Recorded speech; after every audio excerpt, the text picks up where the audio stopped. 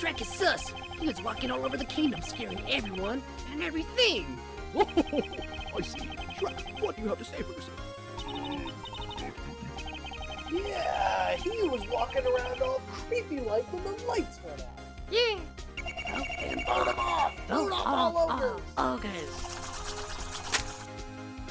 Somebody once told me the world is gonna roll me. I ain't the sharpest tool in the shed. She was looking kinda dumb with her finger and her thumb in the shape of an L on her forehead. Hello, interwebs. Welcome. Nope. Hello, interwebs. Welcome to Theatrical, a kinda sorta maybe parody of a beloved channel, all for an April Fool's joke. And although we might not be recording in the closet, we will be pulling out all the skeletons out of Shrek's closet. Much like Shrek himself, this theory, hypothesis, theoretical idea, theoretical analysis, has many layers. And much like the over 40 million combined subscribers of those unnamed channels, we're gonna use up all of our good jokes in the first 2 minutes of said theoretical analysis. For real though, side note, love all the theory channels and everything Matt and the team does to entertain us, as well as all the charity work they do. This is a film theory I've had from all the way back in 2018, and no one really seems to have made any mention of it that I've seen. The last time I worked on this video, was sometime in 2021. And now, hopefully, the completion of this project is so that it can finally be posted April 2025. Well, after MatPat has retired and the torch was passed on to the next generation. So this video is a love letter to MatPat, the new hosts Tom, Amy, Santi, and Lee, and all the fellow theorists. Love y'all. Now that the intro is out of the way, hopefully the comic section doesn't hear the roar and Thanos snap me into another universe where I don't exist.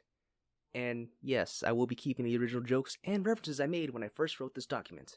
Now, on to the theoretical idea. Now, we all know Shrek, right? The lovable, charismatic Scottish hero played by Mike Myers? No, not that one. Yeah, baby! And if you don't know him, have you been living under a boulder? The original movie came out in 2001, grossing over $492 million worldwide, making it the 4th highest grossing movie that year. Since then, it has had 3 sequels, a holiday spin-off, a Universal ride, a Limbo 5th movie and or reboot that may or may not be coming in 2026, multiple video games, a musical, a mini comic book series, and even a board game for Shrek 2, not to mention the critically acclaimed Puss in Boots 2, and of course, all of the memes. So if you haven't heard of Shrek, you have a lot to catch up on. If you haven't seen any of this, then what are you doing on a Shrek video? Go watch at least the first Shrek movie on Netflix. No, Amazon. No, Peacock? I think it's on Peacock at the time of recording, as well as Shrek Forever After.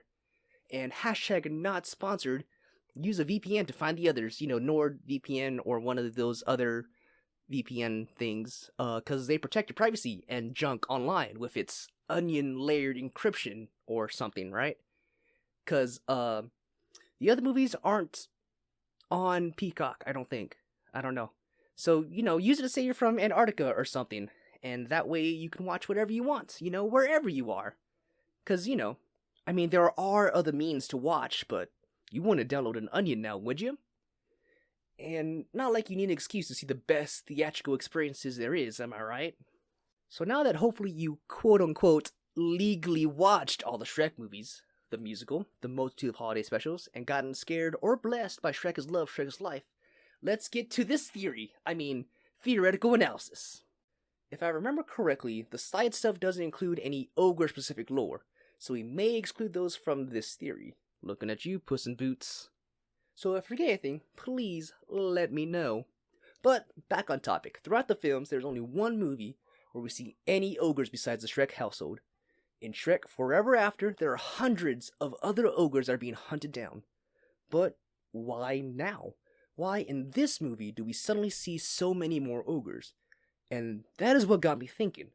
The only time they show up in the canon timeline is the end credits, where they are all in the same outfits from their post-apocalyptic universe, but instead they're all happy and busting down funky style. So what's the difference? What is the canon event that decides whether or not the world is full of ogres? And that's when it hit me. Shrek is love. Shrek is death. Without Shrek's existence, suddenly, there are plenty of ogres running around, but when he is alive, it's just him, all alone.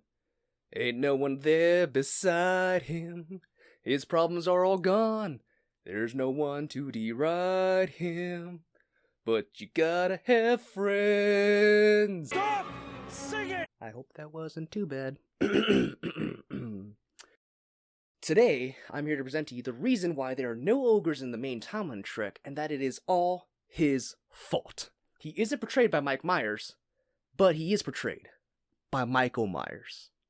So, I guess you were right earlier. Exhibit A. Like all great franchises, we are going to start with the book. Now, the movie itself is loosely based on the original book that came out in 1990. It's only like 30 pages or so it doesn't have too much lore-wise. But it does tell us that Shrek can apparently breathe fire, have a death stare that can rival Superman, and cook birds, as well as eat lightning, and I'm pretty sure can crap thunder. Just saying, the next theory might be what superheroes he can take on head to head. Goku and Thor better watch out. This version of Shrek has killed a guy. The book does show us Shrek's parents, so we can at least boost our ogre counter from 1 to 3.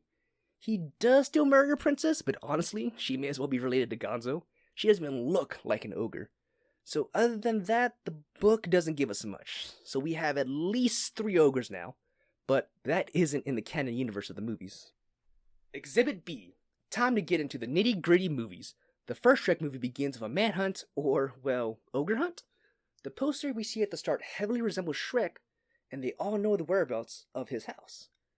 And so I guess here we can assume that Shrek is a local threat.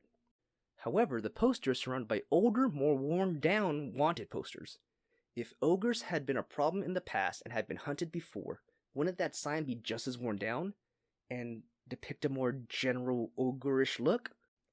I mean, these hunters don't even know what an ogre does to people compared to what a giant does, and all they want is just a quick cash grab for a fairy tale creature. Even when all the fairy tale creatures are sent to his swamp, there aren't any ogres in sight. All kinds of creatures, from witches to fairies to the dead broad on the table, all are there, but no terrifying ogres besides Shrek. This trend continues. Shrek and Fiona are being hunted by townspeople as they travel together, scaring little kids, enjoying their honeymoon, and shocking the whole kingdom with them both being ogres. King Harold, when he goes to find Puss, everyone is shocked at the ogre problem that the king had. As if it's a big or rare threat that they haven't seen in a while. The fairy godmother, with her many stories, only seems to know that ogres get killed and never have their happily ever after. Exhibit C. Shrek's existence has already proven to have huge effects on the world around him. Shrek storms out of the FNAF-style restaurant and stumbles upon Rumpelstiltskin living in the trash. Rumpelstiltskin then tricks Shrek into giving up the day he was born, in exchange for a day he can be an ogre again. But instead, he is transported to another world, isekai if you will. That time I got reincarnated into a world where I was never born and I'm an ogre. Rolls off the tongue, that one. Anyways, in that universe where he doesn't exist, everything has changed. Fiona isn't saved, so her parents sign away the kingdom for her freedom, leaving the kingdom in ruins. Fiona's curse is never broken. Puss is fat, Donkey is homeless, and his kids aren't born. His very home is completely barren by the time he finds it again in this alternate universe. It seems Shrek's existence in the swamp is what causes it to be lush and muddy, as if having an outhouse provided some sort of fertilizer for the land. The pushing and disturbing of the mud and dirt keeps fresh soil on the surface, and he gives the water, plants, nitrogen, and other nutrients through his, self-made methane gas. His daily disturbances of the swamp seem to be the very thing that allows it to grow and flourish. And finally, the linchpin in it all, Exhibit D. Now, you might be wondering why we are called Theatrical, besides the rhyming, and alliteration, and hopefully the parody enough name to the big pad upstairs, but also because we'll be taking a look at the one, the only, Shrek the Musical. Now, if you haven't seen this masterpiece, please do.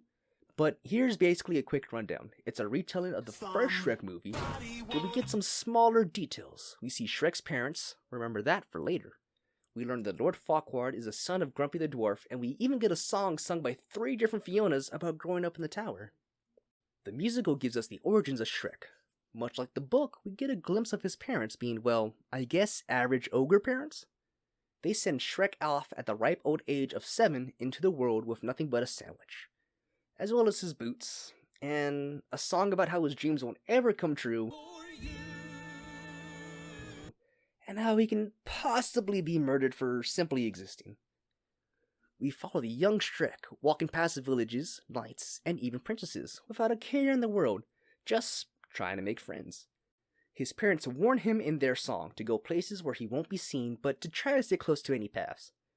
But with him going through the villages, he leaves behind a path of fear, causing himself to be chased away many times before he finally makes it to the swamp he calls home.